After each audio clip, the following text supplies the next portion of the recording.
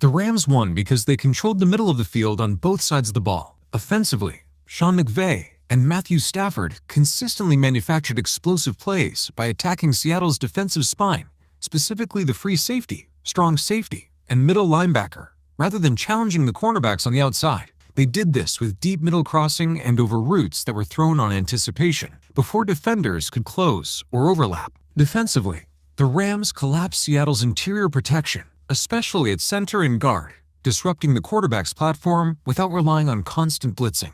From there, they played disciplined coverage that eliminated the specific throws Seattle needed to sustain drives. At the game's state level, Los Angeles did not need to win every snap. They simply avoided negative plays, finished drives, and allowed Seattle to self-destruct. The box score reflects this control clearly. The Rams committed 0 turnovers, while Seattle committed 3. This was not a fluky big play game. Seattle actually produced the single largest variance play with Kenneth Walker's 55-yard touchdown run. But Los Angeles generated repeatable explosive plays and consistently finished drives. Part I, game flow, structure versus chaos. Seattle's scoring came almost entirely from chaos events rather than sustainable offensive structure. Their points were driven by a running back explosive run, with Kenneth Walker's 55-yard touchdown, an explosive running back reception of 46 yards, and short field or goal to go situations where little space had to be created. In contrast, the Rams scored through structure. They sustained long drives, including an 11-play touchdown drive, and repeatedly created deep middle explosives, such as Puka Nakua's 54-yard and 58-yard receptions and Xavier Smith's 48-yard gain. In the red zone, they sequenced plays deliberately, using tight end league concepts and goal line leverage throws to finish possessions. This distinction matters because chaos events are inherently high variance. You cannot rely on broken tackles, blown fits, or isolated breakdowns to repeat consistently over the course of a game. Structured defense, on the other hand, is low variance. It can be run repeatedly until the defense proves it can stop it.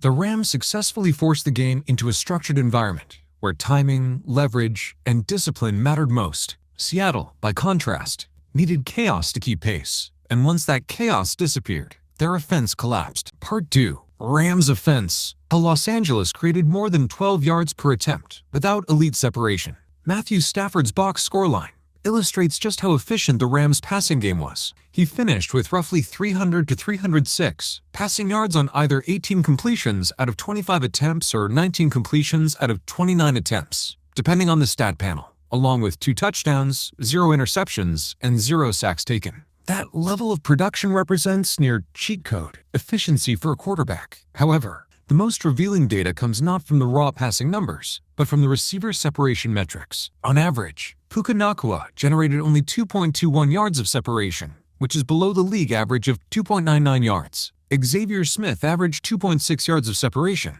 also below league average. Kanata Mumfield was near average at 2.88 yards, while Davis Allen posted a very high separation number at 4.66 yards, but on low volume. Terrence Ferguson averaged 2.51 yards of separation. On the surface, this profile should not produce a passing attack averaging more than 12 yards per attempt, especially when the primary wide receiver is below league average separation. The explanation is that the Rams' explosive plays were not created by receivers running free into open grass. They were leverage throws, not separation throws. Puka Nakua's role in this game was not to win with cushion or outrun coverage. His job was to win with route angle and timing by entering coverage conflict zones at precisely the right moment. That is why the Rams generated multiple deep middle explosives, including Puka Nakua's 54-yard and 58-yard receptions and Xavier Smith's 48-yard gain. Those plays were not about beating an individual defender by 4 yards of space. They were about beating the defense's rules, forcing linebackers and safeties into indecision, and allowing Stafford to throw on anticipation into space that defenders were vacating rather than occupying.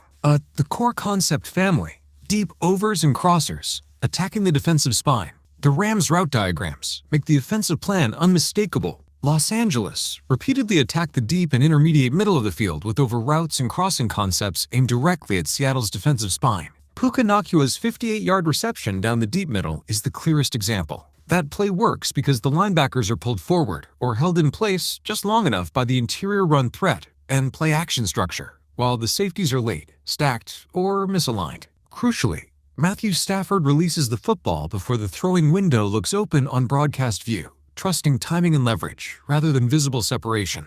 The coverage data confirms why this was the correct target area. Seattle's free safety graded at approximately 30, the strong safety at roughly 36, and the middle linebacker at about 40. In contrast, Seattle's outside cornerbacks held up reasonably well, with Tariq Woolen grading around 77 and Devin Witherspoon around 73. Sean McVay made the correct strategic choice. Instead of challenging the strength of Seattle's boundary coverage, he repeatedly attacked the free safety, strong safety, and middle linebacker, the defenders responsible for handling deep crossers and middle field overlap. Xavier Smith's 48-yard gain came from the same concept family, just with a different receiver. The stress on the defense was identical. Linebackers hesitated. Rather than gaining immediate depth, safeties failed to overlap correctly, and the ball came out on the first available window. This is why average separation metrics can underrate these plays. The separation occurs early in inside coverage rule conflicts, meaning the football is already in flight before the receiver ever appears widely open according to tracking data. The explosive gain is created by leverage and timing, not by sustained open space.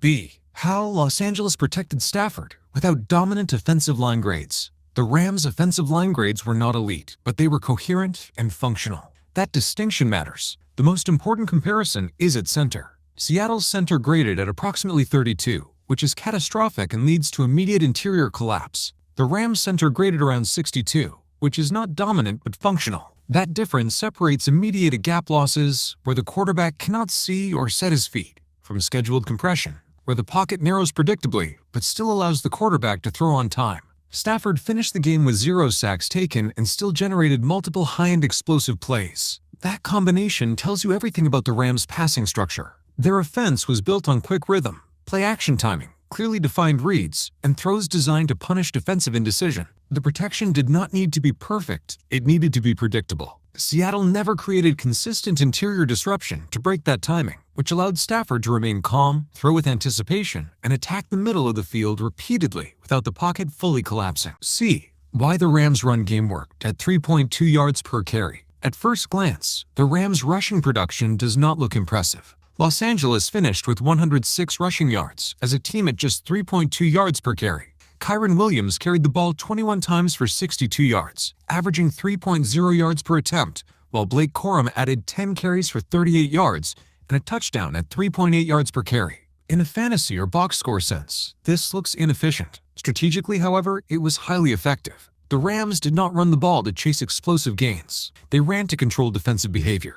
Those carries prevented Seattle from living in a pure pass posture, forced linebackers to remain in constant run-fit conflict, and kept play action believable throughout the game. Just as importantly, the Rams avoided negative rushing plays that would have destroyed down and distance and forced predictable passing situations, because the run game stayed stable. Even without being explosive, Los Angeles could continue calling deep middle passing concepts. Seattle's defense could not simply sit at depth on every snap without risking leverage loss. This is reinforced by the rushing by direction data. The key signal was not dominant lanes or breakaway runs. It was the spread of attempts across multiple gaps, modest but consistent success, and a near total absence of disasters. That stability is what made Matthew Stafford's anticipation throws viable. The defense had to respect the run just enough for linebackers to hesitate, which is all the Rams needed to keep creating space in the middle of the field. Part the third. Rams red zone. Why Los Angeles finished while Seattle imploded. The red zone is where this game was ultimately decided. On paper, the numbers appear close. The Rams converted 3 of 6 red zone opportunities, while Seattle converted 1 of 2. But the critical difference lies not in the percentages, but in how each team succeeded or failed when the field compressed. One Rams touchdown illustrates their approach perfectly. The tight end delay and leak to Terrence Ferguson was a classic Sean McVay red zone solution. Ferguson initially sold a blocking posture, delayed his release, then slipped behind interior congestion as defenders committed to run fits and interior pressure. This created a throwing lane above the defensive line's hands rather than through them. Stafford delivered the ball early and with elevation, beating compression by design. The play was specifically engineered to function in tight space, where traditional separation is hard to achieve. Seattle's red zone failure, by contrast, is best captured by the interception thrown to defensive tackle Kobe Turner at the goal line. That play is the perfect counterexample. The interior pocket collapsed immediately, leaving the quarterback unable to step up. The throw flattened as a result, traveling through the most dangerous area in the red zone. The tipped lane zone occupied by defensive line. Turner read the quarterback's eyes, elevated his hands, and became a coverage player. This was not bad luck. It was the predictable outcome of interior offensive line weakness, late quarterback decision-making, shrinking red zone spacing, and the Rams' disciplined rush lanes. This sequence highlights the single most important quarterback difference in the game. Matthew Stafford consistently threw before congestion fully formed and kept the ball's trajectory elevated. Sam Darnold was forced to throw after congestion had already formed, producing flat throws into traffic. That is why one team finished drives with touchdowns, and the other threw a defensive tackle interception at the 1-yard line. Part IV, Seattle offense. Why strong running back production did not translate into points. Seattle's raw rushing numbers are misleading when viewed in isolation. As a team, the Seahawks rushed for 124 yards at 6.5 yards per carry, scoring 2 rushing touchdowns. Kenneth Walker III alone carried the ball 8 times for 91 yards, averaging an eye-catching 11.4 yards per attempt with a touchdown. However, 55 of those 91 yards came on a single run. When that one explosive is removed, Walker's production drops to 7 carries for 36 yards, or 5.1 yards per carry. And even that figure is still inflated by a small number of chunk gains rather than consistent down-to-down efficiency. The core issue for Seattle was never whether they could generate yards. It was whether they could generate repeatable, high-leverage passing plays, whether they could finish drives in the red zone, and whether they could avoid turnovers. On all 3 counts, they failed. Their offense relied on variance, isolated breakaways and mismatches, rather than sustainable structure, which made them vulnerable once the game tightened. A Sam Darnold's profile. A confirmation quarterback under interior collapse. Sam Darnold's performance fits the profile of a confirmation-based quarterback operating behind a collapsing interior offensive line. Earlier passing splits showed a consistent pattern. His efficiency collapsed under pressure. His deep passing volume was low. He lacked a reliable money zone, where he consistently attacked, and his conservative targeting still resulted in an interception. The box score reinforces this diagnosis. Darnold finished with 2 interceptions, absorbed sacks despite a limited number of dropbacks, and never established a sustained vertical passing threat. This tells us the Rams achieved the ideal defensive environment against him. They rushed with 4 defenders, compressed the interior pocket, maintained coverage structure on the back end, and forced Darnold into late throws. Without clean interior space or anticipation-based windows, his decision-making slowed, his throws flattened, and turnovers became inevitable. Seattle receivers, separation existed, but it was the wrong kind. Seattle's receiver separation data complicates the narrative. Jackson Smith-Njigba averaged approximately 2.83 yards of separation, which is near league average. Cooper Kupp averaged 3.12 yards of separation, which is above average. Tight end A.J. Barner averaged 3.7 yards, while Rashid Shaheed was effectively erased at just 0.65 yards. On paper, this suggests Seattle should have been able to move the ball underneath with consistency. They could not, because separation alone is meaningless without context. First, timing matters. Much of Seattle's separation occurred late in routes rather than early, which neutralizes anticipation throws. Second, field location matters. Most of the separation occurred in short, low-leverage zones rather than in conflict zones that forced defensive adjustments. Third, quarterback trigger matters. Darnold waited for confirmation rather than throwing on anticipation. Although Smith posted a respectable 5-catch, 72-yard stat line, Seattle's passing game still failed to force defensive rule changes. Safeties did not widen, linebackers did not vacate the middle, and cornerbacks were never isolated into losing positions. Seattle's completions lived in allowed space, not stolen space, which is why the offense accumulated yards, but failed to generate points when it mattered. See receiving versus coverage. Seattle attacked the wrong matchups. The receiving versus coverage data revealed a consistent and damaging theme for Seattle's offense. Their most successful gains came when running backs were matched against linebackers, not when wide receivers were matched against cornerbacks, and almost never when wide receivers were attacking safeties in explosive zones. In other words, Seattle's passing success relied primarily on running back versus linebacker mismatches in low and mid-leverage areas of the field. Los Angeles, by contrast, consistently created wide receiver versus safety explosives, most notably with Puka Nacua attacking Nick Emenwari and Kobe Bryant in the deep middle. Seattle's offensive approach effectively asked the defense, "Please allow my running back to beat your linebacker." The Rams' offensive approach forced a much harsher question. Your safeties must solve this problem, or the defense will be punished. That difference in matchup targeting defined the passing efficiency gap between the two teams. Part V, Rams' defense, winning without blitzing and without sack production. The Rams' defense was the quiet but decisive force in this game. They did not overwhelm Seattle with blitz volume or eye-popping sack totals. Instead, they suffocated the offense structurally. From a coverage standpoint, the Rams' cornerbacks were solid rather than spectacular, grading mostly in the mid-60s to mid-70s. The safeties graded in the low 60s range, while weak side linebacker, Nate Landman graded poorly in coverage at approximately 31.8. However, the critical detail is that this weakness existed in the least punishable area against Seattle's offensive profile. Seattle could throw short passes to running backs and occasionally target Landman underneath, but they could not convert those completions into red zone touchdowns, intermediate voids, or layered explosives. As a result, Los Angeles was content to concede checkdowns, short hook routes, and completion-based yardage while maintaining structural integrity everywhere else. They trusted that patience would eventually force mistakes. It did 3 times. B. The quarterback separation metric.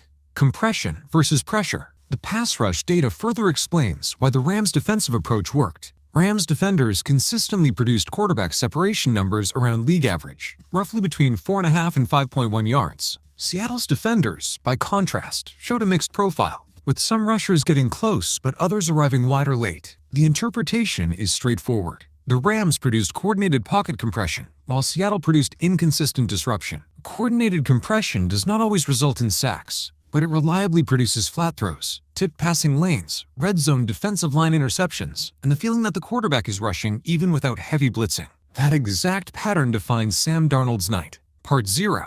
Situational football, where Los Angeles won the hidden downs. The team's statistics summarize the outcome more clearly than any single highlight. The Rams gained 416 total yards compared to Seattle's 351, a meaningful but not overwhelming difference. They recorded 18 first downs to Seattle's 16 and converted 6 of 15 third downs compared to Seattle's 3 of 8. The true separation came in time of possession and turnovers. Los Angeles held the ball for 33 minutes and 12 seconds, while Seattle possessed it for just 20 minutes and 25 seconds. Most decisively, the Rams committed 0 turnovers, while Seattle committed 3.